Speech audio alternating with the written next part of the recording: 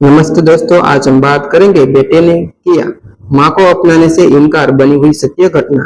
उत्तर प्रदेश के एक छोटे से गांव में रहने वाली 68 वर्षीय सावित्री देवी की पूरी दुनिया उसके दो बेटे राकेश और सुरेश पर थी। पति रामदास ने पूरी जिंदगी मेहनत करके 5 बीघा जमीन, एक पक्का मकान और थोड़ी सी जमा पूंजी छोड़ी थी। मरने से समय उन्होंने दोनों बेटों को हाथ पकड़कर कहा था, बेटा संपत्ति बांट लेना, लेकिन अपनी माँ को कभी मत बांटना। दोनों बेटों ने आंसू भरी आंखों से वादा किया था, लेकिन समय बदलने से देर नहीं लगती।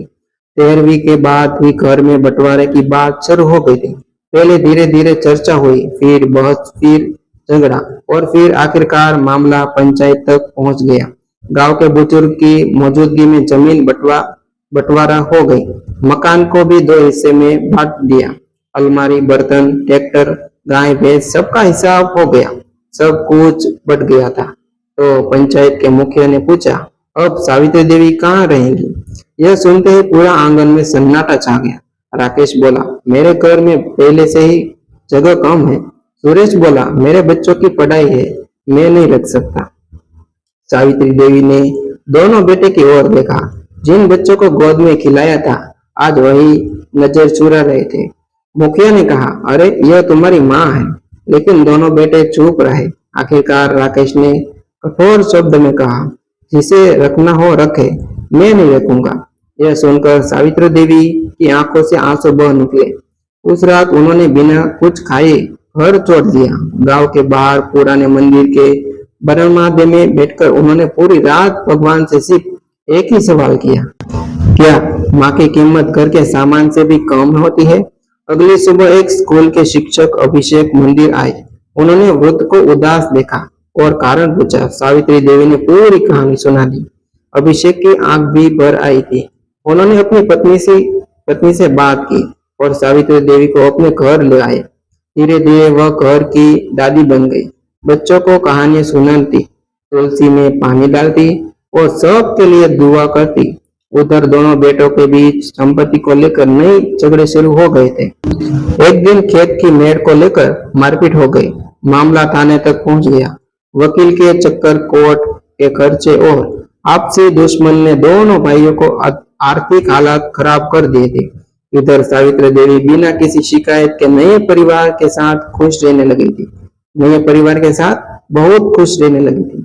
कुछ महीने बाद गांव में खबर फैली कि राम प्रसाद ने मरने से पहले बैंक में एक बड़ी फिक्स्ड डिपॉजिट और शहर के पास एक प्लॉट खरीदा था।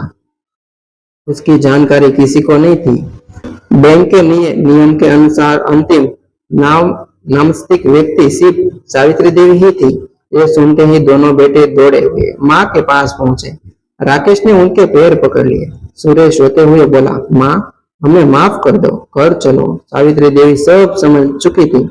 उन्होंने शांत स्वर में पूछा, बेटा जब मेरे पास कुछ नहीं था तब मैं किसी की माँ नहीं थी।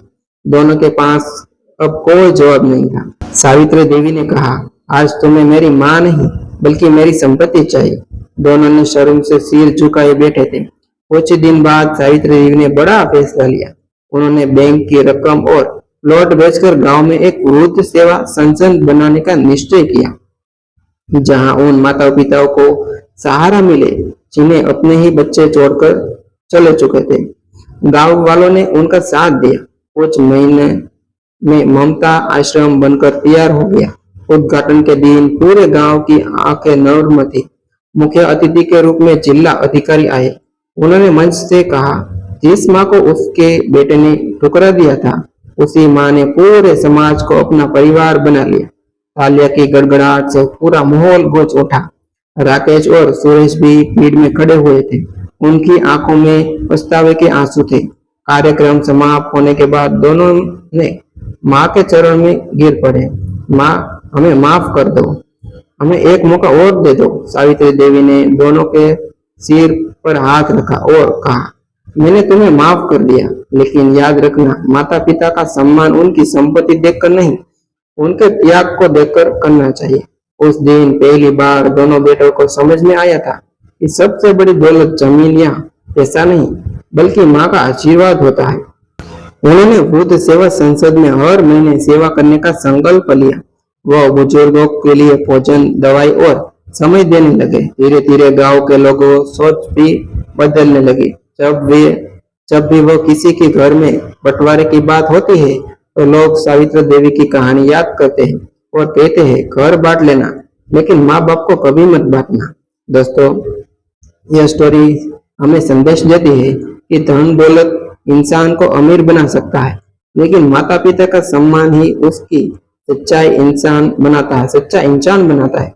जो अपने माँ बाप को ठुकराते हैं वह जीवन की सबसे बड़ी संपत्ति खो देते हैं और जो उनका सम्मान करता है उसके जीवन में सच्ची समृद्धि और सुख अपने आप ही आ जाते हैं।